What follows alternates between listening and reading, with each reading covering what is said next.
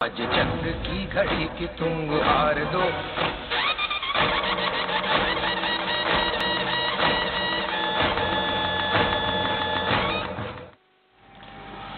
नमस्कार, जनता मांगे जवाब की खास पेशकश सत्ता के संग्राम में आपका स्वागत है। मैं हूं एसपी त्रिपाठी। अब की बार किसकी सरकार? जवाब है जनता जिसे चाहेगी सरकार उसी की बनेगी। अब मतदाता के मन में क्या है, वो किसकी सरकार बनाना चाह रहा है, ये सवाल अभी भविष्य के गर्त में है। हालांकि तमाम राजनीतिक पंडित अपने अपने हिसाब से गुणा भाग लगाकर अपने अपने कयास लगा रहे हैं। कोई कह रहा है देश में फिर मोदी सरकार बन रही है, तो किसी का मत है कि इस बार यूपीए का राज होगा, यानी राहुल के दिन बहुरेंगे। वैसे वाकई केंद्र की सत्ता पर कौन काबिज होगा, इसका फैसला मतदाता को ही करना है। नई सरकार के गठन के कुल 7 पड़ाव हैं, जिसमें से आज एक पड़ाव पार हो चुका है। दरअसल आज लोकसभा चुनाव के पहले चरण का मतदान संपन्न हो गया। देश के कुल 36 में से 20 राज्यों में वोटिंग हुई। इसमें 10 राज्यों में एक या उससे ज्यादा सीटों पर मतदान हुआ, तो बाकी 10 राज्यों में चुनाव पूरी तरह से निपट गया। देश के 20 राज्यों की जिन 91 सीटों पर वोटिंग हुई है, उनमें कई जगह उम्मीद से ज्यादा तो कुछ जगह बहुत कम वोटिंग हुई।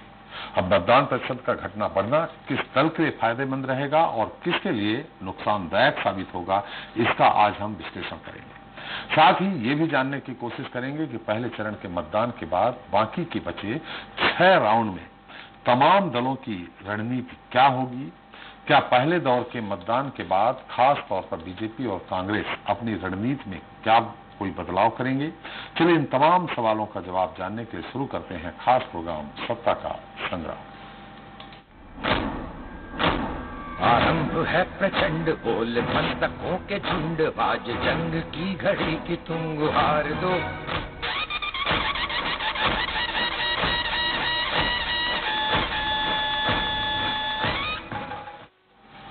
तो देश में नई सरकार किसकी होगी? क्या नरेंद्र मोदी फिर प्रधानमंत्री होंगे या इस बार ताज राहुल गांधी या अन्य किसी सिर के बंधेगा? इसे लेकर सबकी अपनी अपनी राय है। निश्चित तौर पर ज्यादातर की जुआ पर मोदी का नाम है।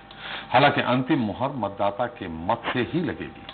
543 लोकसभा सीटों में से 91 पर आज मतदाताओं ने फैसला कर दिया है। अब अगले 6 चरणों में बाकी सीटों पर मतदाताओं को यह तय करना है कि उन्हें देश में किसकी सत्ता चाहिए। पहले चरण के मतदान के बाद किसकी स्थिति ज्यादा मजबूत है और कौन कमजोर है, इसको लेकर चर्चा शुरू करें। चलिए उसके पहले आज जो पहले चरण का मतदान हुआ है उसके बारे में जान लेते हैं।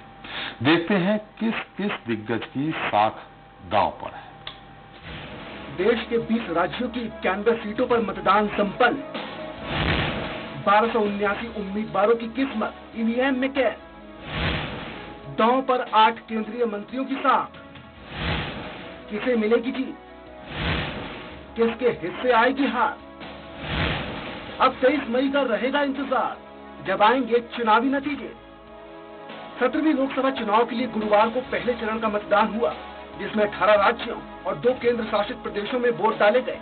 जहां पहले चरण में 1 या उससे ज्यादा सीटों पर वोटिंग हुई, उसमें छत्तीसगढ़, उत्तर प्रदेश, बिहार समेत कुल 10 राज्य शामिल हैं, जबकि बाकी 10 राज्यों में पूरी तरह से चुनाव निपट गया।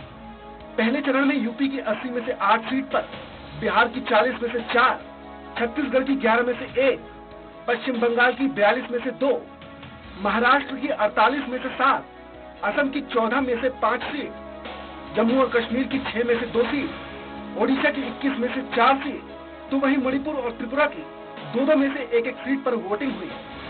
जबकि उत्तराखंड, आंध्र प्रदेश, तेलंगाना, मेघालय, अरुणाचल प्रदेश, लक्षद्वीप, अंडमान और निकोबार, सिक्किम, नागालैंड और मिजोरम की सभी सीटों पर मतदान हुआ।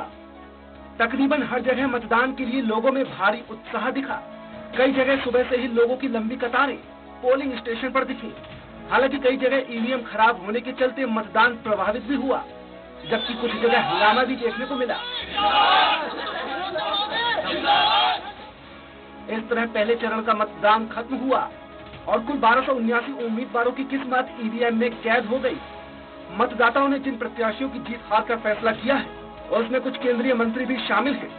जिनकी साख दांव पर है, उनमें नितिन गडकरी, वीके सिंह, महेश शर्मा, संजीव बालियान, किरण रिजिजू, सत्यपाल सिंह, हंसराज अहिर और अजय टम्टा जैसे दिग्गज नेता हैं। इनमें से किसी का भी चुनाव हारना बीजेपी के लिए बड़े झटके की तरह होगा। छत्तीसगढ़ की बात करें तो यहाँ एक सीट बस्तर में कड़ी सुरक्षा के बीच मतदान संपन्न हुआ। बीते दिनों ही नक्सलियों ने मतदाताओं में दहशत भरने के लिए दंतेवाड़ा में बीजेपी विधायक भीमा मंडावी की हत्या कर दी थी, लेकिन इसके बाद भी संसदीय क्षेत्र के वोटर्स निडर होकर घर से निकले और लोकतंत्र के महापर्व में शामिल होकर देश हित में उन्होंने अपना बहुमूल्य वोट दिया। बस्तर में सुबह 7 बजे से दोपहर 3 बजे तक 45% से ज्यादा मतदान हुआ। इस तरह देश के 20 राज्यों की 91 सीटों पर तमाम दलों के उम्मीदवार की जीत हार का फैसला मतदाता ने कर दिया है। अब जब 23 मई को नतीजे आएंगे तो देखते हैं किसका चेहरा खिलता है और किसका मुरझाता है।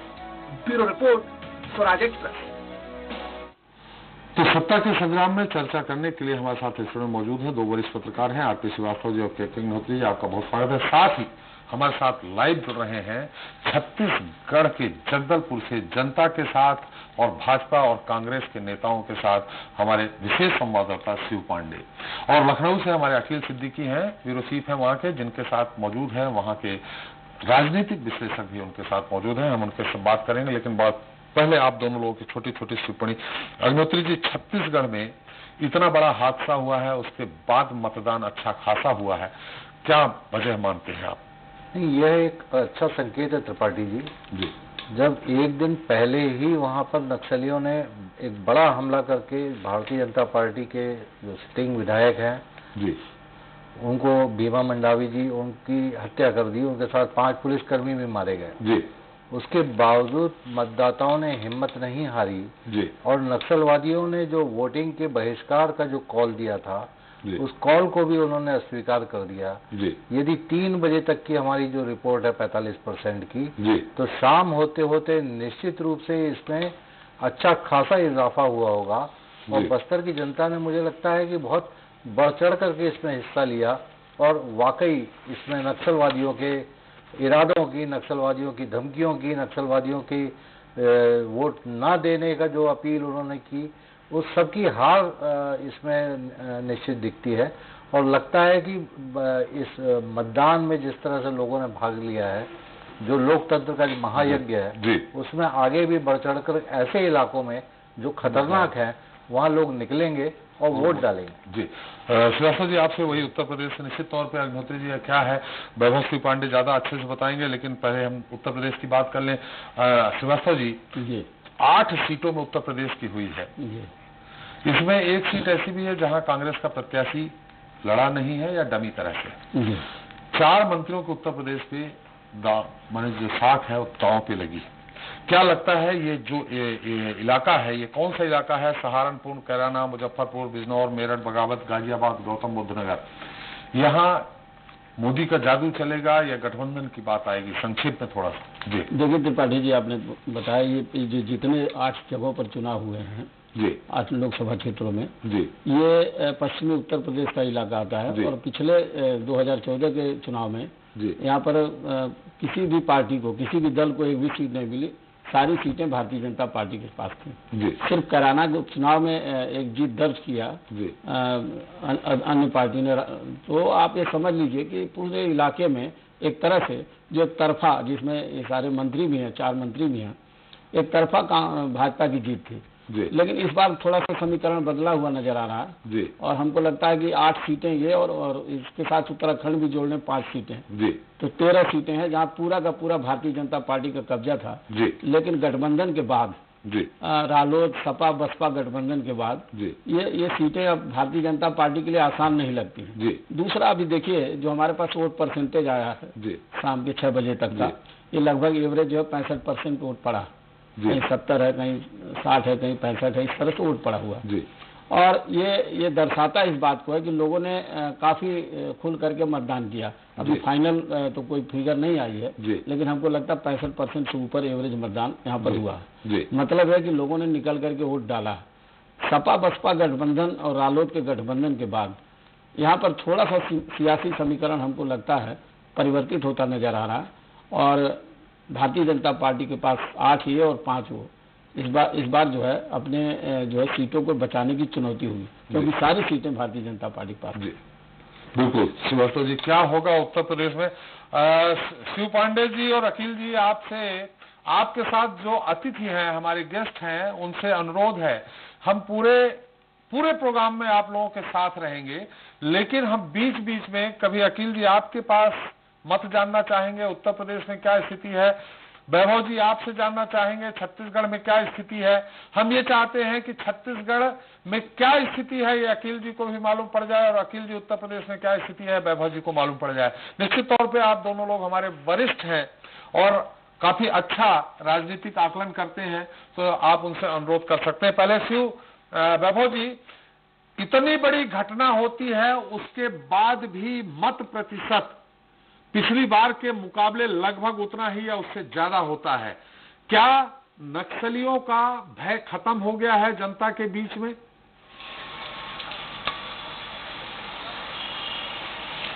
बिल्कुल सर, जिस तरीके से मतदान आज हुआ है, खास तौर पे उन इलाकों में जो कि नक्सल प्रभावित इलाका है, जहां पे माओवादियों का अपना जो है एक तरीके से अधिकार चलता है, उन जगहों पे अगर घरों से निकलकर मतदाता मतदान केंद्रों तक पहुंचे हैं तो वो इसके लिए बधाई के पात्र हैं। जहां पे श्यामगिरी, जहां पे ये घटना हुई 2 दिन पहले और उसमें भाजपा के विधायक भीमा मंडावी की मौत हुई, उस इलाके में श्यामगिरी में मतदान का प्रतिशत तकरीबन 70% रहा है। तो इससे एक बात तो साफ है कि नक्सलवाद के खिलाफ यहाँ की जनता पूरी तरह से लोकतंत्र के इस महापर्व में भागीदार बने हैं, हिस्सेदार बने हैं। यही वजह है कि जो मतदान का औसत प्रतिशत है, भले ही अभी 57% आया हो, ये अंतरिम आंकड़े हैं, अंतिम आंकड़े नहीं है। अंतिम आंकड़े जब आएंगे तो मुझे लग रहा है 2014 का जो आंकड़ा था उससे पार हो जाएगा।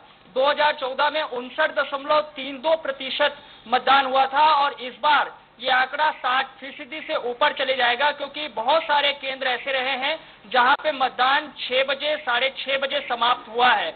तो ये आंकड़ा बढ़ने की पूरी संभावना है। और इस वक्त जगदलपुर में हमारे साथ कुछ वरिष्ठ जो है अतिथि हैं, नेता हैं, लोग हैं, उनका मैं एक बार परिचय करवा दूं। हमारे साथ जगदलपुर से कांग्रेस के विधायक रेखचंद जैन जी है, आपका बड़ा स्वागत है। हमारे साथ बीजेपी के नेता संग्राम जी है और हमारे साथ वरिष्ठ पत्रकार मनीष जी भी हैं, मनीष गुप्ता जी, आपका भी बहुत स्वागत है। आप लोगों से बेहतर तरीके से हम समझेंगे। मनीष जी, आप मेरे पास आ जाइए, किनारे आ जाइए, ताकि आप बेहतर तरीके से बता पाएंगे कि बस्तर में जो मतदान हुआ है, आपको क्या लग रहा है, ये मतदान का प्रतिशत पिछले चुनाव से ज्यादा चला जाएगा? क्या नक्सलवाद के खिलाफ यहाँ के लोगों ने मतदान किया है?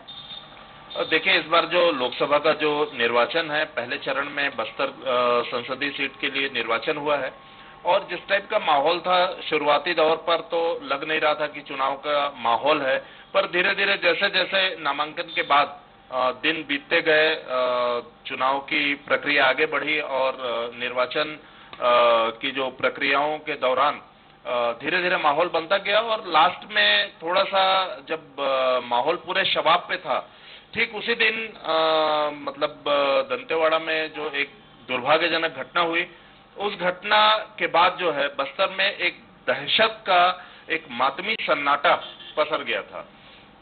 ये दुर्भाग्य की बात है कि एक निर्वाचित जनप्रतिनिधि जो दंतेवाड़ा के विधायक नक्सली हादसे का शिकार हुए और बारूदी विस्फोट से हुए और 4 और अन्य जवान शहीद हुए।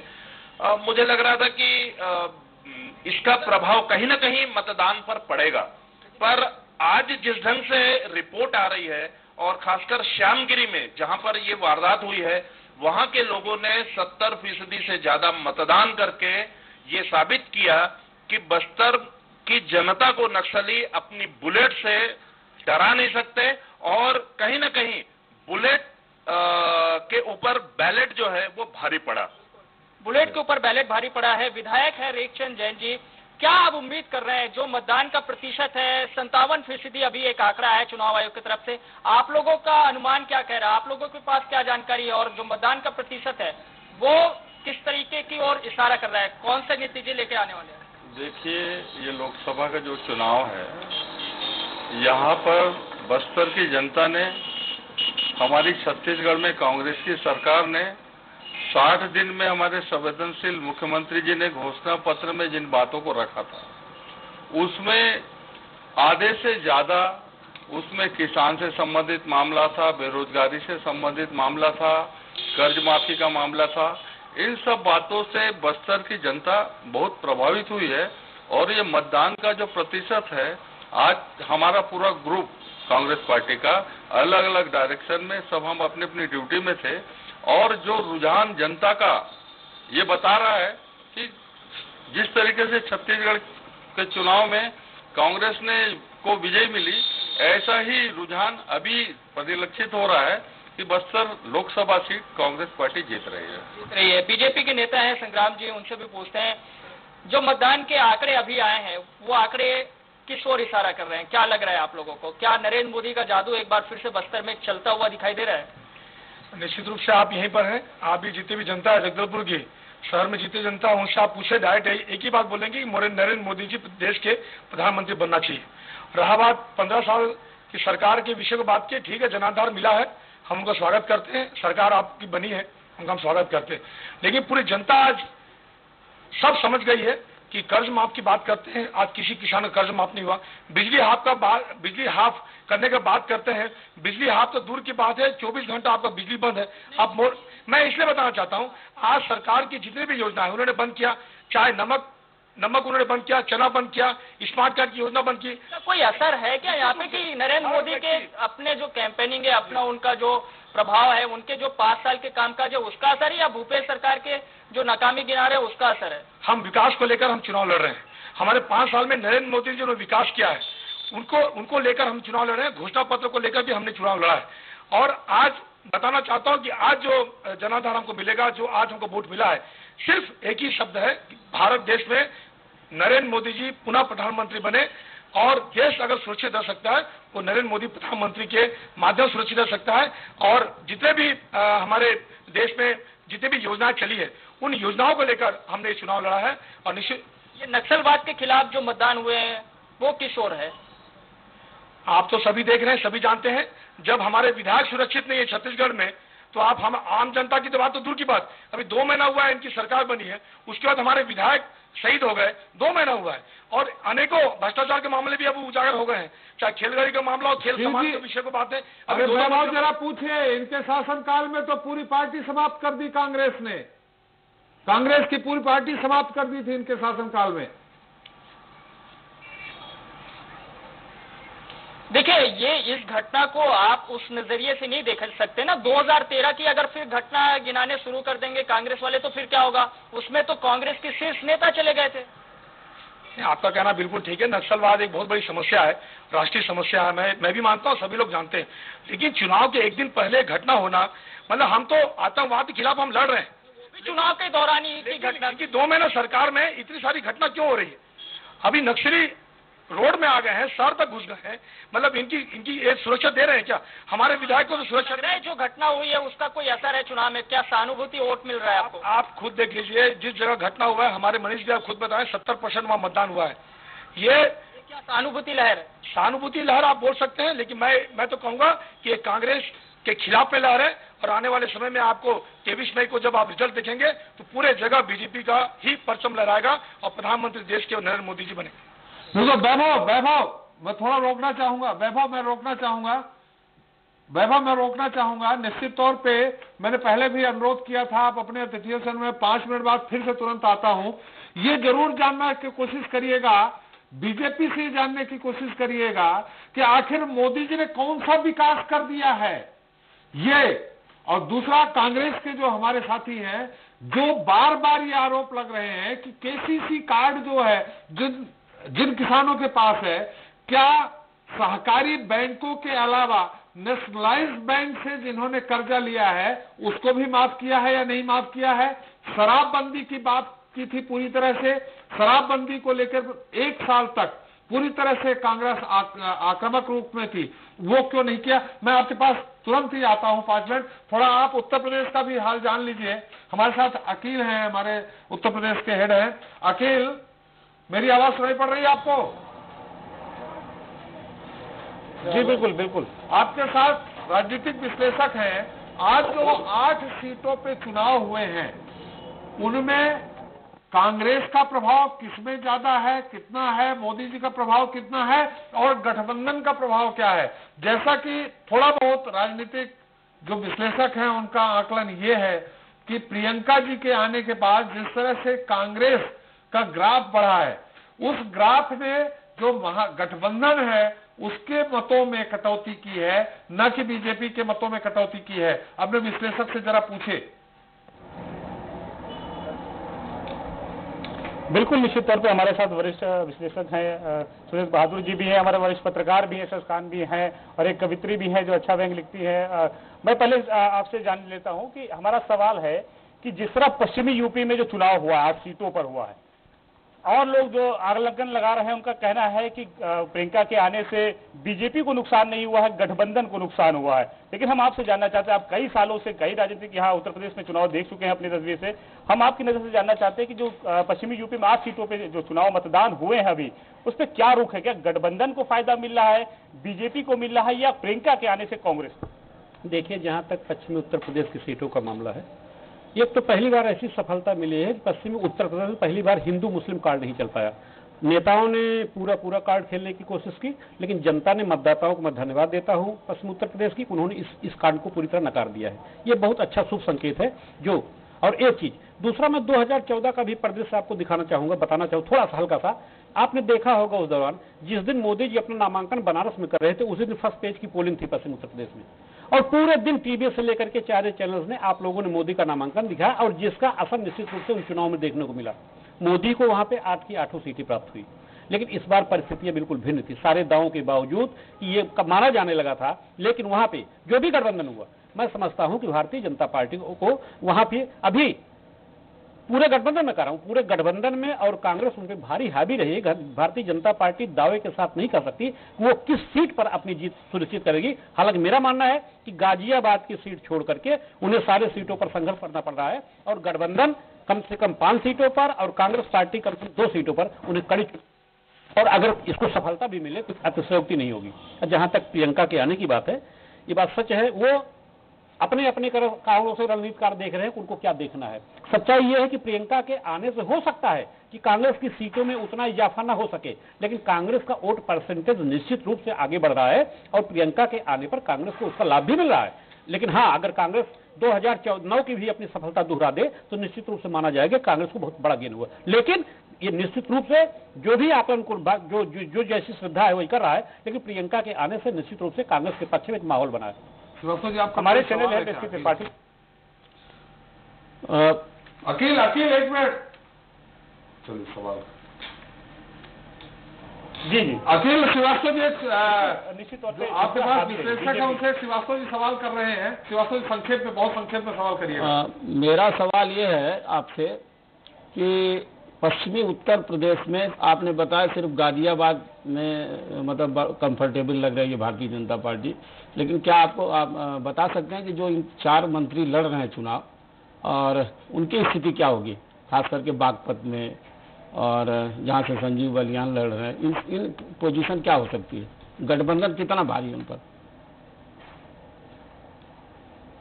आरपी श्रीवास्तव जी का सवाल है आपसे कि जिस तरह गठबंधन आप कह रहे हैं कि भारी पड़ रहा है, लेकिन जो 4 मंत्री चुनाव लड़ रहे हैं, केंद्रीय मंत्री जो चुनाव लड़ रहे हैं बीजेपी का, उनको कितना फायदा और नुकसान हो रहा है उस पश्चिमी यूपी से और बीजेपी?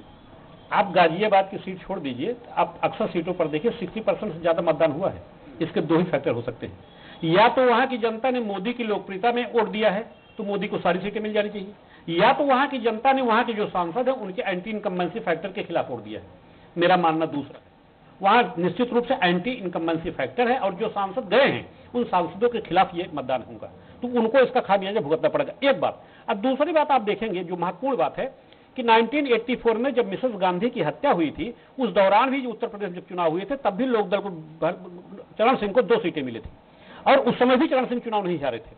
पिछले आप चुनाव में देखिएगा, जब अजीत सिंह जी चुनाव हारे थे तो वहां की जनता ने, जाट लोगों ने उनको एक आत्मग्लानि हुई थी, उन्होंने अफसोस जाहिर किया था उस सीट पर। इसलिए मैं कह रहा हूं जैसे मुजफ्फरनगर की सीट है या बागपत की सीट है, इन दोनों सीटों पर लोकदल अजीत सिंह और दोनों प्रत्याशी का जीतना बिल्कुल तय है। क्योंकि सत्यपाल मलिक भले ही आए बागपत में, लेकिन सत्यपाल मलिक ने कभी कोई ऐसा कार्य नहीं किया कि जिससे वो जाटों को अपनी तरफ आकर, हाँ वो मोदी लहर थी, वो मोदी लहर से जो लोग जीते थे उनको इस बार जीतना बड़ा मुश्किल हो रहा है। और यही फैक्टर पश्चिमी उत्तर प्रदेश में, आज पश्चिमी उत्तर प्रदेश में लगभग जिस तरह पिछली बार चुनाव में पश्चिमी उत्तर प्रदेश ने आगे की चुनाव की रणनीति तय कर दी थी, आगे की रूपरेखा तय कर दी थी, उसी तरह से आज पश्चिमी उत्तर प्रदेश ने यह भी एक ट्रेंड सेट कर दिया है कि उन्होंने कम से कम हिंदू मुस्लिम की खाई को बढ़ने नहीं दिया है कि जिसको लेकर के आगे ये जा सके। और कल आप देखिएगा, कल भाजपा की रणनीति क्या होगी, भाजपा का चुनाव प्रचार का तरीका क्या होगा, उसी से आपको पता चल जाएगा आज के रुझान और आज का परिणाम क्या होगा। सर इस बार देखने की जरूर है, पिछली 14 में देखने को मिला था कि मोदी लहर चली थी, लेकिन इस बार बहुत ज्यादा हलचल लहर की एक लहर होनी चाहिए, वो ना पश्चिमी यूपी में देखने को मिला, न इस यूपी चुनाव में देखने को किसी जिले में मिला।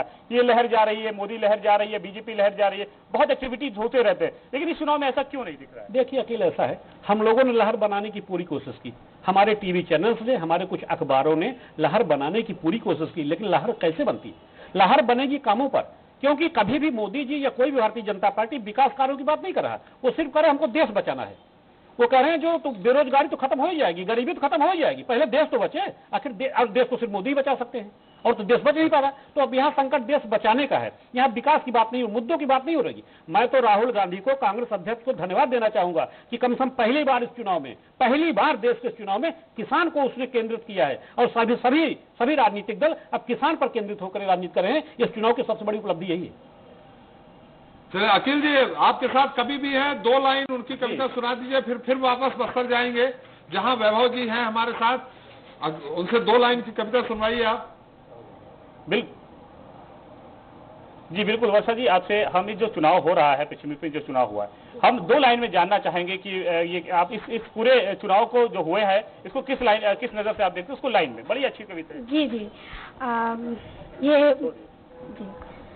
मैं अपनी रचना के माध्यम से ये जो चुनावी चोचले हैं उन पर मैं एक व्यंग बोलती हूँ, क्योंकि चुनाव आते रहते हैं, जाते रहते हैं, अनावश्यक के वादे होते रहते हैं, लेकिन मुद्दे नदारत रहते हैं। जैसा कि सर ने अभी कहा, एक रचना सुनिए। यहाँ वहाँ का गरम है मुद्दा, मुद्दे की बात नदारत है। यहाँ वहाँ का गरम है मुद्दा, मुद्दे की बात नदारत है। खेल खेलते ढोंगियों वाले और कहते ये सियासत है। खेल खेलते ढोंगियों वाले और कहते ये सियासत है। जनता जनार्दन कह कह के हमें बनाया कर्जदार। जनता जनार्दन कह कह के हमें बनाया कर्जदार। चुल्लू भर पानी में डूबे सिर उतराए ना सरकार।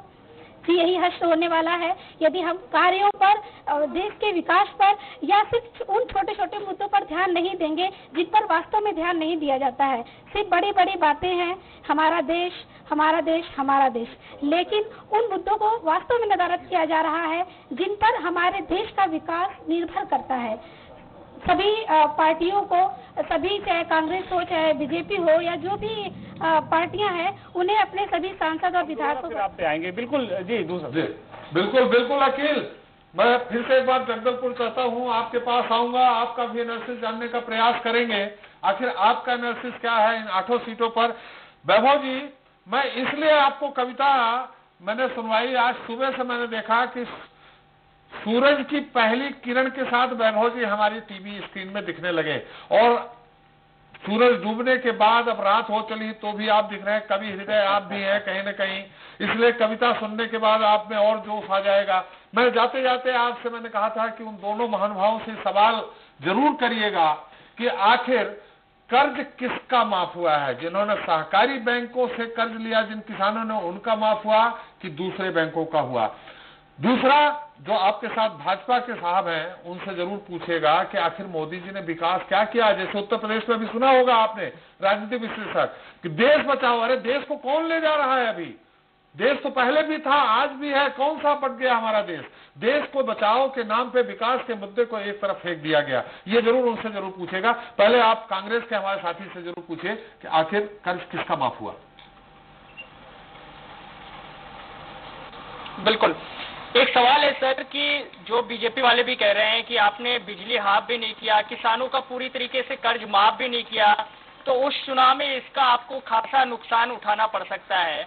आपने कर्ज सिर्फ सहकारी बैंकों का माफ किया है या फिर राष्ट्रीय बैंकों में जो कर्ज लिए थे किसानों ने उनका भी माफ हुआ है? किसानों का कर्जा माफी हुआ है, ये बिल्कुल सत्यता है। भारतीय जनता पार्टी से जुड़े हुए बड़े बड़े किसान जो अपने आप को नेता मानते हैं, जो रमन सिंह के शासन में जिनको फायदा नहीं मिला, इस योजना में कर्ज माफी का फायदा लिए हैं। बिजली बिल हाफ की बात है तो बजट में हमने पारित कर दिया है, आचार संहिता प्रभावशील है और ये जो अगला बिल आएगा उसमें बिल्कुल कटौती के साथ आएगा, ये बिल्कुल तय है। तो इस तरह के बेबुनियाद आरोप लगाना इनकी आदत सी है। मोदी जी का 60 महीने का 5 साल का जो शासन रहा है, इन्होंने जन विरोधी काम ही किया, चाहे वो नोटबंदी हो, चाहे जीएसटी हो, चाहे बेरोजगारों को 2 करोड़ लोगों को रोजगार देने की बात हो, और बाद में ये बोलते हैं बेरोजगारों को कि जाओ पकोड़ा बेचो। यही एक प्रधानमंत्री का निर्णय है। जनता बस्तर की, और बस्तर शेड्यूल क्षेत्र है, आदिवासी क्षेत्र है, यहाँ के आदिवासियों को जल जंगल जमीन का अधिकार है। यहाँ पर उनकी नजर मोदी जी की बस्तर में जो संसाधन है इसको बड़े उद्योगपतियों के हाथ में बेचने की पूरी साजिश रची जा रही है। इसका काम भी शुरू हो गया। बैलाडीला में 13B माइंस अडानी जी को उत्खनन के लिए दे दिया गया। आज बस्तर के लोग, बस्तर के पढ़े लिखे लोग, ये NMDC। वैभव जी बात ये नहीं है। वैभव जी मेरी आवाज सुन रहे हैं? वैभव जी आप एक क्रांतिकारी, वैभव जी आप एक क्रांतिकारी पत्रकार हैं और क्रांतिकारी पत्रकार होने के नाते ही नक्सलाइट से जो खांटी नक्सलाइट प्रभावित क्षेत्र हैं वहां आप दिन भर से घूम रहे हैं। आपके सवाल का जवाब इन्होंने नहीं दिया। सहकारी बैंक और नक्सलाइट बैंक का जवाब नहीं दिया। इन्होंने मोदी जी के कामों की बात करने लगे। जरा एक स्पष्ट पूछ लीजिए कि सहकारी बैंक, नक्सलाइट बैंक, इस पे केंद्रित रह के जवाब दे। जी ये इसको एकदम आप स्पष्ट करिए कि सहकारी बैंकों का कर्जा माफ हुआ है या फिर राष्ट्रीय बैंकों से जो कर्जा किसानों लिया था वो भी माफ आप लोगों ने? किसानों का कर्जा माफी करने का बात किया था। नहीं, बात किया था इसमें घोषणा पत्र में। राष्ट्रीय बैंकों से जो कर्जा लिया क्या माफ किया? वो डिफाइन करने की आवश्यकता इसीलिए नहीं है। हमने किसानों के कर्ज माफी की घोषणा की थी और अल्पकालीन जो ऋण लिए गए थे किसानों के द्वारा उसको हमने माफ किया और किसानों को इसका फायदा मिला। आज हम प्रचार में पूरे क्षेत्र में घूमे, जनता का जो उत्साह, जनता का जो हमको सपोर्ट, इस चीज को दर्शाता है कि बस्तर की जनता, छत्तीसगढ़ की जनता 60 महीने का मोदी कार्यकाल और 60 दिन का भूपेश बघेल जी का कांग्रेस का कार्यकाल। सबसे पहले एक सवाल संग्राम जी से।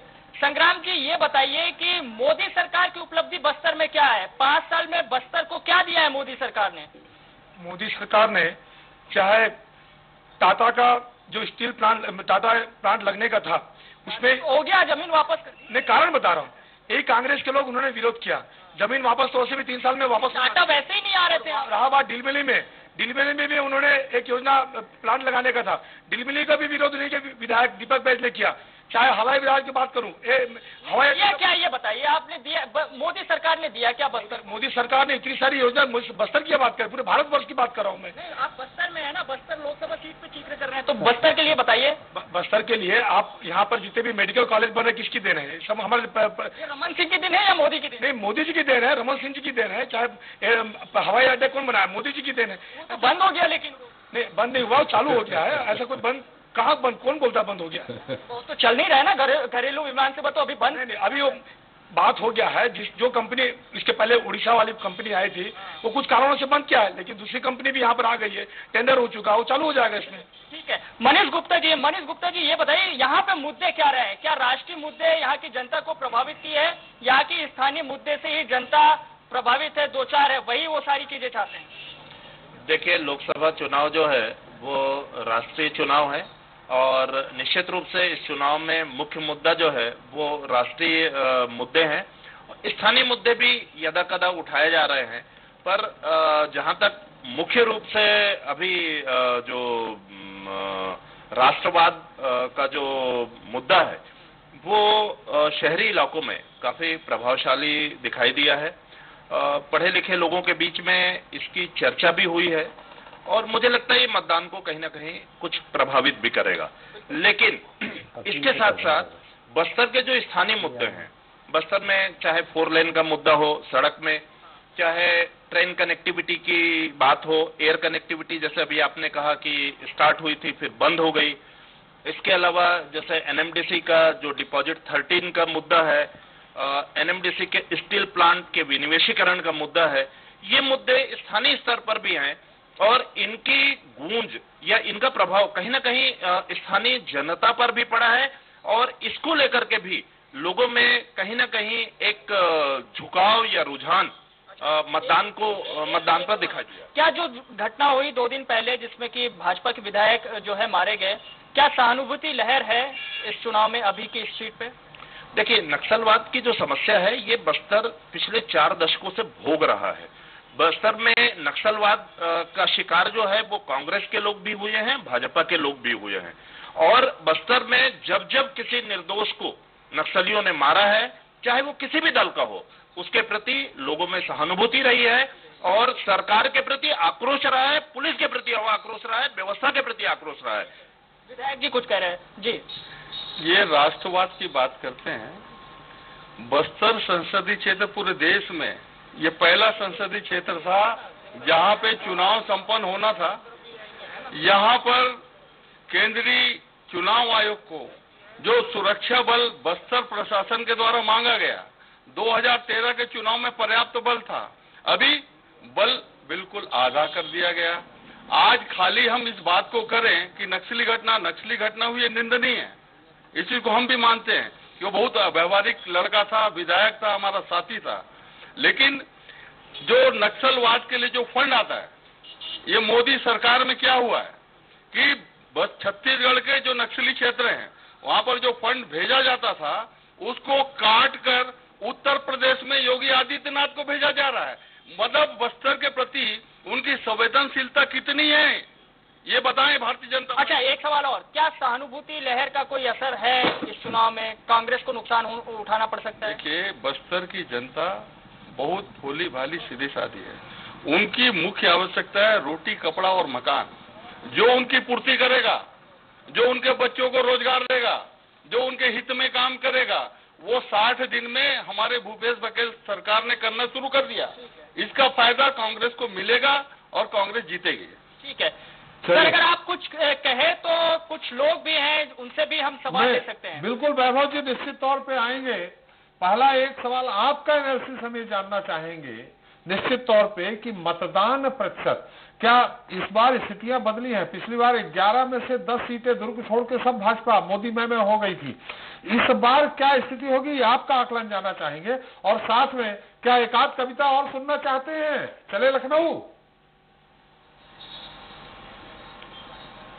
बिल्कुल जा सकते हैं सर, कविताएं तो बिल्कुल सुननी चाहिए क्योंकि कविताओं के जरिए जो बातें कही जा रही है उसमें बहुत सारी चीजें जो है वो सच रहती है, क्योंकि उसमें जो व्यंग निकल कर सामने आते हैं वो असल में जनता की ही बातें होती है, तो वो सुनेंगे। लेकिन जो आकलन की बात आप कह रहे हैं, मैंने दंतेवाड़ा से लेकर के जो जगदलपुर तक की यात्रा की है, उसमें एक चीज तो साफ है कि जनता बड़ी खामोश है और खामोश जनता किस तरीके कहाँ पे जाती है, किस ओर जाती है, ये अक्सर इसका आकलन जब करते हैं तो एक कहीं न कहीं परिवर्तन के आसार दिखाई देते हैं। लेकिन फिलहाल इसको स्पष्ट रूप में नहीं कहा जा सकता। मैंने बीजेपी और कांग्रेस के प्रत्याशियों से भी बातचीत की तो उनके अपने पुख्ता तौर पर दावे हैं, लेकिन कांग्रेस का सत्ता परिवर्तन जो छत्तीसगढ़ में हुआ है उसका एक असर तो दिखाई देता है इस चुनाव में, लोकसभा के भीतर में। और जो प्रत्याशी है बीजेपी की, चाहे वो कैंपेनिंग के जरिए हो या फिर मोदी का चेहरा हो, वो थोड़ा सा यहाँ पे कम दिखाई दिया है।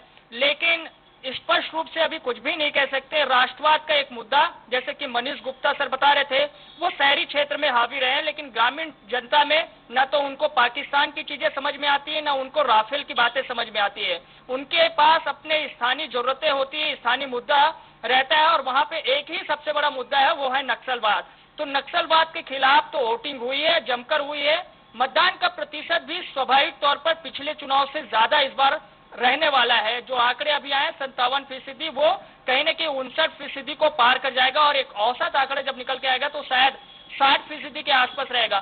तो मतदान के प्रतिशत में भले ही जो है दशमलव के बढ़ोतरी हो या फिर 1% की बढ़ोतरी हो, लेकिन उस बढ़ोतरी को इस रूप में तो देखा जा सकता है कि हाँ, बस्तर की जनता नक्सलवाद के खिलाफ खड़ी हुई है और उसी के लिए ही वोटिंग करना चाहते हैं। तो ये चीज तो ये साफ है और इसके मायने, इसके विश्लेषण हमें शायद कुछ दिनों बाद करेंगे तो उसका नतीजा शायद साफ साफ दिखाई देगा। फिलहाल तो अभी जो रुझान है, जो अपने अपने तरीके से दावे किए जा रहे हैं, वो सारी चीजें हैं और उसी स्थिति पर हम भी बातचीत कर सकते हैं। तो फिलहाल लखनऊ जाके एक कविता सुन लेते हैं, शायद उसके बाद फिर जनता की आवाज भी सुनेंगे। बिल्कुल बिल्कुल बाबा, हम आपसे एक बार और आपके पास आएंगे, निश्चित तौर पे ये जानने का प्रयास करेंगे। मैं पहले से बता दूं, आपके भाजपा के जो साथी हैं, आखिर सर्जिकल स्ट्राइक हो, एयर स्ट्राइक हो, इसका राजनीतिकरण करना कितना उचित है? क्या राष्ट्रभक्त मनमोहन सिंह नहीं थे? क्या राष्ट्रभक्त अटल बिहारी वाजपेयी नहीं थे? क्या राष्ट्रभक्त मोरारजी देसाई नहीं थे? क्या वो देश को बांटना चाह रहे थे? ये जरूर सवाल करिएगा और साथ में अपने कांग्रेस के भाई से जरूर सवाल करिएगा कि आखिर शराबबंदी का मुद्दा नेशनलाइज बैंकों को दिया, सहकारी बैंकों के माध्यम से दिया, ये वो गोल कर गए। लेकिन ये शराबबंदी का मुद्दा और थोड़ा सा पूछ लीजिएगा। मैं आता हूं आपके पास, एक बार फिर अखिल जी के पास चलते। अखिल जी, 8 लोकसभा क्षेत्रों में चुनाव हुए हैं, वोटिंग परसेंटेज क्या रहा है ये आपसे जानना चाहेंगे। साथ में हमारे साथ अग्निहोत्री जी हैं, वो एक सवाल आपसे करना चाह रहे हैं। अग्निहोत्री जी अपना सवाल कर ले। अखिल जी, मैं ये जानना चाहता हूँ, आपके साथ राजनीतिक विश्लेषक हैं, जो पत्रकार भी हैं, काफी उत्साह में, अभी 7 में से पहले चरण का चुनाव संपन्न हुआ है तो काफी उत्साह में है। मैं ये जानना चाह रहा था उन राजनीतिक विश्लेषक जी से कि क्या भारतीय जनता पार्टी जो मुद्दा राष्ट्रवाद का लेकर के चल रही है और देशभक्ति का मुद्दा लेकर के चल रही है, साथ में जो अभी बालाकोट का एयर स्ट्राइक हुआ है, क्या उत्तर प्रदेश की जनता पे इन सब बातों का कोई प्रभाव है या नहीं है? जी बिल्कुल, मैं बात कर लेता हूँ। सुशांत जी, मैं जानना चाहते हैं, हमारे यहाँ के अग्निहोत्री जी आपसे एक सवाल कर रहे हैं। उनका कहना है कि चुनाव हुआ, मतदान हुआ, आज बीजेपी जो मुद्दा लेके चल रही है, राष्ट्रभक्ति का, देशभक्ति का, सर्जिकल स्ट्राइक जो हुआ, वो मुद्दा कहीं देखिए जमीनी स्तर का नहीं है, तो उसको लेकर कितना फायदेमंद बीजेपी के लिए हो रहा है? ये दुर्भाग्य है कि हमारे देश में जब भी चुनाव आते हैं तो विकास और किसी रोजगार या कोई समस्या को लेकर के कोई बात नहीं आती है। शुरुआती दौर में तो हर पार्टियों का वही हाल, लेकिन बाद में वो ध्रुवीकरण का जो पॉलिटिक्स हमारे देश की चली है, ये बड़ा दुर्भाग्यपूर्ण है। खासतौर से उत्तर प्रदेश में जो हमारा पहला फेज पश्चिमी उत्तर प्रदेश से शुरू होता है और उसमें से ही कोशिश ये की जाती है कि 2017 में और 2014 में वहीं से शुरुआत किया गया था और आज फिर ये प्रयास किया जा रहा है। और इनका एक नारा भी जो इन्होंने अपने घोषणा पत्र में, संकल्प पत्र में भाजपा ने दिया है, एक राष्ट्र का। तो एक राष्ट्र का, राष्ट्र प्रेम का, देश के तो सभी हैं, सबको देश से प्यार है, लेकिन उसको जो ध्रुवीकरण करने का प्रयास किया जा रहा है और वो इसलिए हो रहा है कि जिस हिसाब से उत्तर प्रदेश में गठबंधन, महागठबंधन जो आज सीधे अटैक कर रहा है भारतीय जनता पार्टी को, हर सीट पे घेर रहा है। ऐसा नहीं है कि कोई सीट अछूती रही हो, लमसम सारी सीटों पर गठबंधन के सारे प्रत्याशी जो हैं नेक टू नेक जवाब देने पर रहे हैं। कुछ सीटें हैं जहाँ ट्रंगलर है, लेकिन कुल मिलाकर के ये ध्रुवीकरण का जो पहले फेज में शुरू हुआ है, ये मेरा मानना है कि ये हर फेज में बढ़ाने का प्रयास करेंगे भारतीय जनता पार्टी।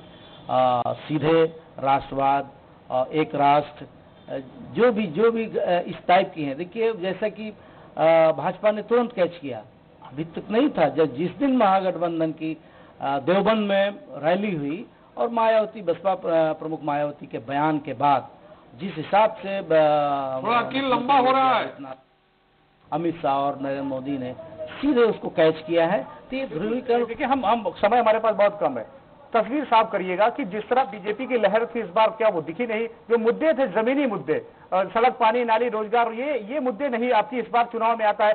जब चुनाव होता है तो हिंदू मुस्लिम का हो जाता है। आज अभी जो चुनाव हुआ वो देशभक्ति पे आ गया। बहुत कम समय में जान लेते हैं। देखिए, ये चुनाव जो है वो किसी समस्याओं को लेकर नहीं हो रहा है, और जो स्थितियां बनती जा रही हैं, विपक्ष तो प्रयास कर रहा है हर मुद्दे पर घेरने के लिए। कांग्रेस देखिए जिस हिसाब से राहुल गांधी अटैक कर रहे हैं कि विकास के मामले में आए, देश की समस्याओं को लेकर के आए, लेकिन भाजपा उससे बचना चाहती है और अपने सारे जो भी उसने काम किया, नकारात्मक काम हुए, जो भी निगेटिविटी है, उसको दबाने के लिए ये ध्रुवीकरण पे भाग रहे हैं। आपसे जानना चाहेंगे, जिस तरह आप किस नजर से इस पूरे जो चुनाव हुआ है पश्चिमी यूपी में, किस नजर से देखते हैं? गठबंधन को फायदा हो रहा है, किस मुद्दे से हो रहा है? नहीं, गठबंधन को तो फायदा हो रहा है। अभी फरवरी में भाजपा के पास कोई मुद्दा नहीं था। जब पुलवामा वाली घटना हुई है उसके बाद से इनको मुद्दा मिला है, और सिर्फ एक मुद्दा, देशभक्ति वाला। उसके बाद इससे पहले इनके पास ना रोजगार की वो थी, ना ही जो है काले धन पे कोई वो था, कोई मुद्दा नहीं था। अब ये सिर्फ देशभक्ति बढ़ रहे हैं और गठबंधन जबरदस्त फाइट कर रही है, पूरे प्रदेश में हर चीज पे फाइट कर रही है। आपसे जानने थे, बहुत कम समय है, आप किस नजर से देखते हैं? आपने कई चुनाव पूर्वांचल में भी कराए हैं, पश्चिमी यूपी में आप गए हैं, वरिष्ठ पत्रकार हैं, किस नजर से देखते हैं? क्या मुद्दे, जो मुद्दे होने चाहिए उस मुद्दे पे चुनाव क्यों नहीं होता? कब देशभक्ति आ जाती है, राम मंदिर आ जाता है, बाबरी मस्जिद आ जाता है, ऐसा क्यों उत्तर प्रदेश में? जबकि देश का सबसे बड़ा सूबा उत्तर प्रदेश है और दिल्ली की धड़कन उत्तर प्रदेश है। अगर सीटें सबसे ज्यादा यहाँ होगी तभी दिल्ली में कुर्सी होगी, तो क्यों मुद्दे जमीनी स्तर के नहीं होते यहाँ पे? 2014 में जिन मुद्दों के बदौलत भाजपा लौटी है उसको न पूरा करने पर ये फिर वापस चले जाएंगे अपनी जगह, और गठबंधन और कांग्रेस सरकार बननी तय है। ये बिल्कुल साफ नजर आ रहा है कि ये देशभक्ति, हिंदू मुस्लिम मंदिर, और रोज मंदिर का नाम बनना एक दिन बना के दे। और मेरा वादा है कि मंदिर कभी नहीं बना सकते भाजपा वाले, पूरा स्ट्रक्चर तैयार है और जनता ही बनाएगी इसको। चले अकील, एक श्रीवास्तव जी का सवाल है, ये सवाल लेके श्रीवास्तव जी का एक फिर कवित्री जी आपके साथ हैं, एक कविता जरूर फिर से उसे राजनीति को लेकर सुनवाइएगा, लेकिन एक श्रीवास्तव जी का सवाल है। अकील, मेरा सवाल राजनीतिक विश्लेषक जी से है कि अभी योगी जी ने अली और बली का नारा दिया है, एक तरफ अली दूसरी तरफ बली, मतलब आप ये देखिए उनका जो इस समय जो पोलराइजेशन करने की कोशिश हुई है उसका असर कितना पड़ रहा है उत्तर प्रदेश में?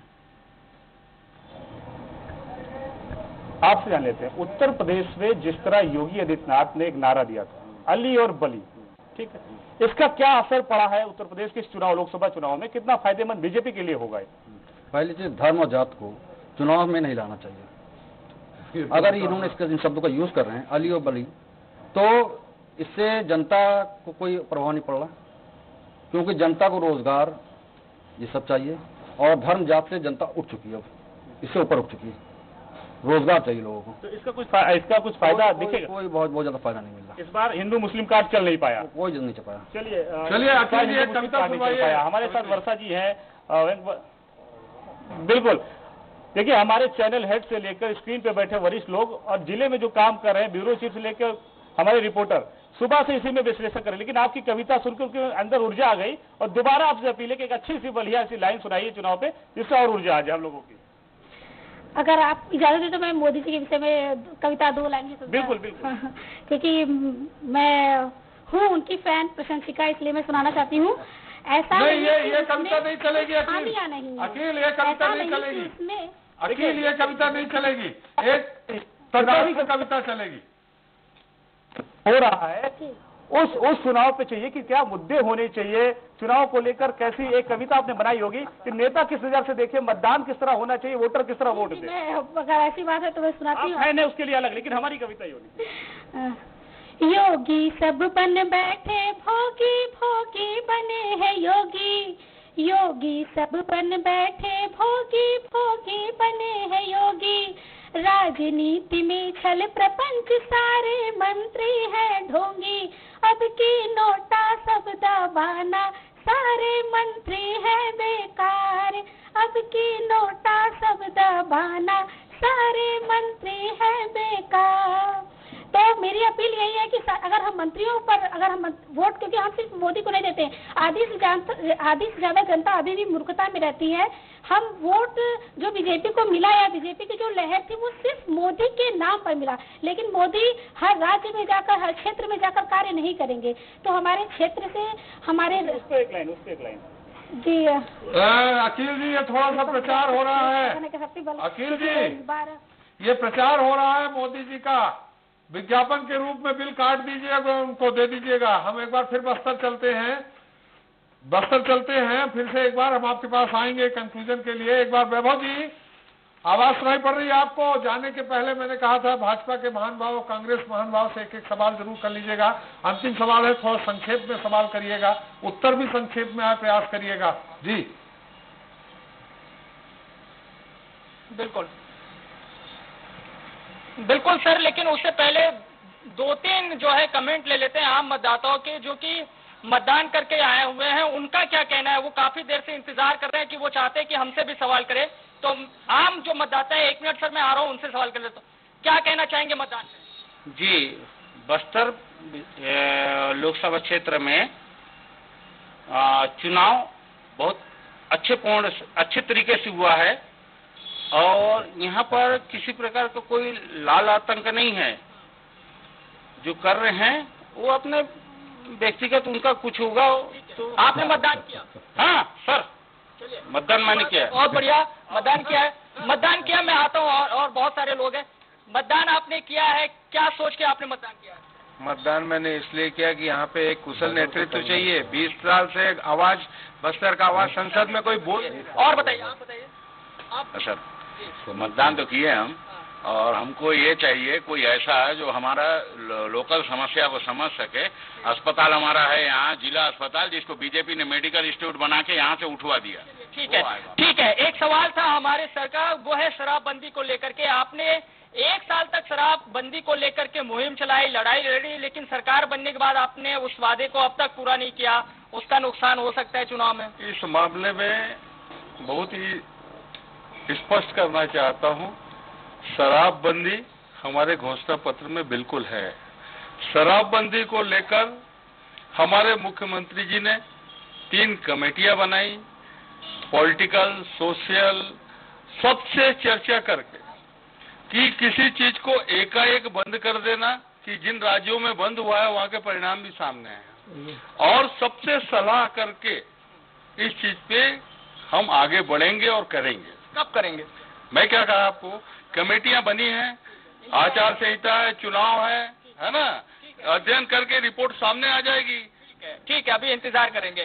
ठीक है, एक सवाल आपसे, कि आपको क्या लग रहा है कि राष्ट्रवाद का मुद्दा, सर्जिकल स्ट्राइक, एयर स्ट्राइक, ये सारे मुद्दे जो है यहाँ की जनता को प्रभावित किए होंगे? निश्चित रूप से अभी राष्ट्रवाद का मुद्दा उन्होंने बताया, आपने भी अभी आपके माध्यम से जानकारी मिला है, गांव में राष्ट्रवाद का मुद्दा नहीं उठा। अरे भैया, इनका चावल, इनका दाल तो बंद हुआ, वो तो मुद्दा वहां पर गया हुआ है। नमक बंद कर दिए, वो तो गया वहां। स्मार्ट कार्ड बंद कर दिए, वो तो ग्रामीण क्षेत्र में गया है।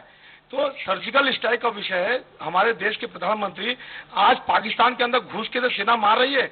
इनके पहले भी दिन की सरकार थी, कितने लोग को मार दिए, कितने सर्जिकल स्ट्राइक किए। आज जगदलपुर शहर में आप एक एक व्यक्ति को पूछ लीजिए, निश्चित रूप से सिर्फ नरेंद्र मोदी, एक ही शब्द निकलेगा, नरेंद्र मोदी जी। और ग्रामीण क्षेत्र में इनके जो घोषणा पत्र की जो बात कर रहे थे, अरे इनसे सवाल कर लीजिए, कितने मार दिए घुस के? शराबबंदी का सोशल घुस के कितने मार दिए, संख्या तो पूछ लीजिए इनसे। मोदी जी घुस के कितने मार दिए? कितने मारे हैं आपने बता दीजिए। मोदी जी ने कितने लोगों को घुस के मार दिया, कितने आतंकवादी को मार दिया है, बता दीजिए। आतंकवादी कितने मरे हैं, ये तो दुर्भाग्य की बात है कि ये पूछते हैं कितने मारे। सैनिकों से पूछा जाता है, उनका अपमान किया जाता है। और आपको लग रहा है कि जिसका इस्तेमाल नहीं करना है, जिस फौज का, जिस सेना का इस्तेमाल नहीं करना है, जिस एयर स्ट्राइक, सर्जिकल स्ट्राइक का जिक्र नहीं करना, वही आपके सारे चुनाव प्रचार में रहेंगे? मैं आपको क्वेश्चन समझ नहीं पाया, बोलिए। मैंने कहा कि चुनाव आयोग का सख्त निर्देश है कि आपको सेना का इस्तेमाल, आपको आतंकी हमले पे हुई जो कार्रवाइयों का इस्तेमाल नहीं करना है, लेकिन आपके चुनाव प्रचार में वो सारी चीजें हैं। अरे सर्जिकल स्ट्राइक को राजनीतिक रंग देना कितना उचित है? वैभव, सर्जिकल स्ट्राइक को राजनीतिक रंग देना कितना उचित है? सर्जिकल स्ट्राइक किसने किया है ये बोलने की जरूरत नहीं है, एक एक व्यक्ति जानता है। पाकिस्तान में घुस के मार सकता है तो नरेंद्र मोदी जी इसका राजनीतिक रंग देना उचित है क्या? नहीं, राजनीतिकरण क्यों देंगे इसमें राजनीतिकरण देने वाला विषय नहीं है। इसमें हम काम करके इस्तेमाल क्यों हो रहा है? इन शब्दों का इस्तेमाल आपके चुनाव कैंपेनिंग में, आम सभाओं में क्यों हो रहा है? मुझे जानकारी नहीं है, आप बता रहे हैं प्रधानमंत्री जी ने इस्तेमाल किया है, लेकिन कांग्रेस ने इसकी शिकायत भी की आयोग में, सीडी भी सौंपी है भूपेश बघेल ने। वो तो सीडी कांड तो अभी तो ऐसे भी सीडी कांड से भूपेश जी तो भी चर्चित है, और अभी आने वाला देखिए अभी। और मैं एक बात बोलना चाहता हूँ शराबबंदी को लेकर। शराबबंदी इन्होंने बोले हैं कि समाज के लोगों से बैठ के बात कर रहे हैं, जनता से बात कर रहे हैं। मैं आपको ये बताना चाहता हूँ, ये बात कर रहे हैं कि कौन कौन सा क्वालिटी देना है, कितने कितने रुपए का क्वालिटी आ गए, शराबबंदी करके दिखा दें। मैं तो दावे के साथ कह सकता हूँ, ये सब घोषणा पत्र में डालकर जनता को बेवकूफ बनाकर जो यहाँ पर आए हुए। जी जल्दी से, हाँ क्या बोल रहे हैं भैया? यहाँ तो अभी बना 6 महीना सरकार देख रहे हैं, चना बंद हो गया, रायपुर जो NH रोड है उसकी काम बंद पड़ी हुई है। जनता के पास एक ही नाम बचा हुआ है, भारत में किसके बैठाना है? मोदी। बाकी आप मोदी नहीं है भैया, जिसको बोलने का। आइए जल्दी से बताइए, समय समाप्त होने वाला। सर जस बोल रहे कि रोजगार नहीं मिल रहा है, ये नहीं मिल रहा है, तो रोजगार कहाँ से मिलेगा आप बताइए? कोई आता है 2 रुपए किलो चावल कर देता है, कोई आता है 1 रुपए किलो चावल कर देता है। गांव के आदमी 2 दिन आते, तीसरे दिन से गोल हो जाते हैं महीना भर। तो रोजगार किसको कहाँ से देंगे? सब तो आलसी है। 72,000 रुपए देंगे बोले है ना, 72,000 रुपए देंगे बोले हैं। एक ने जो है 6,000 रुपया कहा है। तो ब्याज जो 72,000 दे रहे हैं या जो 6,000 जो 72,000 दे रहे हैं, 6,000 दे रहे हैं। ठीक है सर, तो यहाँ पे मुझे लग रहा है इस पर हंगामा हो जाएगा। देखिए जो मैं सर एक नारा यहाँ पे चर्चित रहा है, एक नारा यहाँ पे चर्चित रहा है कि बस्तर बदल रहा है, लेकिन एक सच्चाई है सर, बस्तर आज भी दहल रहा है, बस्तर आज भी जल रहा है। जब तक नक्सलवाद है तब तक बस्तर की तमाम समस्याएं जो है बौनी साबित होती रहेंगी, अगर नक्सलवाद को खत्म नहीं किया जाएगा तो। बिल्कुल वैभव, निश्चित तौर पे आप कर्मयोगी कर्मठ पत्रकार हैं। हमारी एक वरिष्ठ होने के नाते सलाह है कि आप रात्रि विश्राम वहीं जगदलपुर में ही करिएगा, रायपुर की तरफ रुख मत करिएगा। और अभी 2 मिनट आप हमारे साथ बने रहिए। अंतिम में अकील मेरी आवाज सुन रहे हैं? पसीना ज्यादा आ गया लगता है आपको? जी बिल्कुल जी। क्या इन 8 सीटों का आकलन थोड़ा संक्षेप में आपका जानना चाहेंगे? बहुत संक्षेप में क्या लगता है इन 8 सीटों पे कहीं पे कांग्रेस भी है फाइट में क्या? और जिस तरह से आपके राजनीतिक विश्लेषक बोल रहे हैं गाजियाबाद की बात, मतलब बीके सिंह को क्लीन चिट, बंसल जैसा नेता हार गया वहां सपा का। बिल्कुल देखिए, ये अगर देखा जाए तो ये पहले ही तस्वीर साफ हो गई थी कि इस बार पश्चिमी यूपी में बहुत ज्यादा नहीं चलने वाली बीजेपी, क्योंकि गठबंधन के आने से बहुत ज्यादा नुकसान जो हुआ है वो केवल बीजेपी को हुआ है। ऐसा नहीं है बीजेपी कह रही कि वो बुआ बबुआ मिल गए और गेस्ट हाउस कांड भूल गए, तो उसको लेकर वो टॉर्चर जरूर कर रही थी, लेकिन इसका बहुत बड़ा असर जनता के बीच में नहीं पड़ा है। जिस तरह देखा जाए कि 5 सीटों की बात जो कर रहे थे वरिष्ठ विश्लेषक, उन्होंने साफ तौर पर कहा कि गठबंधन को 5 सीटें पश्चिमी यूपी से मिल सकता है। गाजियाबाद की सीट बीजेपी को जा सकती है, कांग्रेस को 2 सीट मिल सकती है। तो कहीं ना कहीं अगर देखा जाए तो बहुत जो पश्चिमी यूपी से है वो गठबंधन को होता नजर आ रहा है। जिस तरह मतदान हुआ, जिस तरह आकलन निकल के आ रहे हैं विश्लेषक और वरिष्ठ पत्रकार जिस तरह बात कर रहे हैं, जो जानकारी निकल के आ रही है, निश्चित तौर पे देखिए देश का सबसे बड़ा सूबा उत्तर प्रदेश है और उत्तर प्रदेश में सबसे ज्यादा सीटें हैं, तो फोकस पूरी तरीके से सभी दलों का उत्तर प्रदेश में रहा है। सारी ताकत बीजेपी ही नहीं, कांग्रेस ने भी झोंकी है और गठबंधन ने। गठबंधन की अगर हम बात करें तो अखिलेश यादव को और मायावती को यह पता है कि पश्चिमी यूपी में अजीत सिंह को साथ में लेने से फायदा हो सकता है। उन्होंने तत्काल अजीत सिंह को लिया, कांग्रेस को दूर रखा। एक बात जरूर यह रहा कि कांग्रेस को साथ अगर लेती गठबंधन तो जीत कहीं ना कहीं एकदम सामने तस्वीर होती और जीत फाइनल होती, लेकिन निश्चित तौर पर कांग्रेस को उन्होंने किनारे रखा। केवल उन्होंने अमेठी और रायबरेली की सीट कांग्रेस को दिया है। कितना फायदेमंद होगा कांग्रेस के लिए आने वाला वक्त बताएगा, ऊँट किस करवट बैठी है जब काउंटिंग होगी। लेकिन जिस तरह मतदान आज हुए हैं उसके बाद जो तस्वीर निकल के आ रही, गठबंधन को बढ़त मिलती नजर आ रही है। बीजेपी के जो 4 मंत्री वहां लड़ रहे थे पश्चिमी यूपी में, जो जिस तरह 14 में उनकी पूरी की पूरी 8 सीट बीजेपी के खेमे में गई थी, तो इस बार कहीं ना कहीं सीट कट रही है। देखिए ये यूपी में तस्वीर जरूर साफ हुई है कि अब की लहर नहीं चली। एक बार मोदी लहर चल रहा था, मोदी कार्ड चल रहा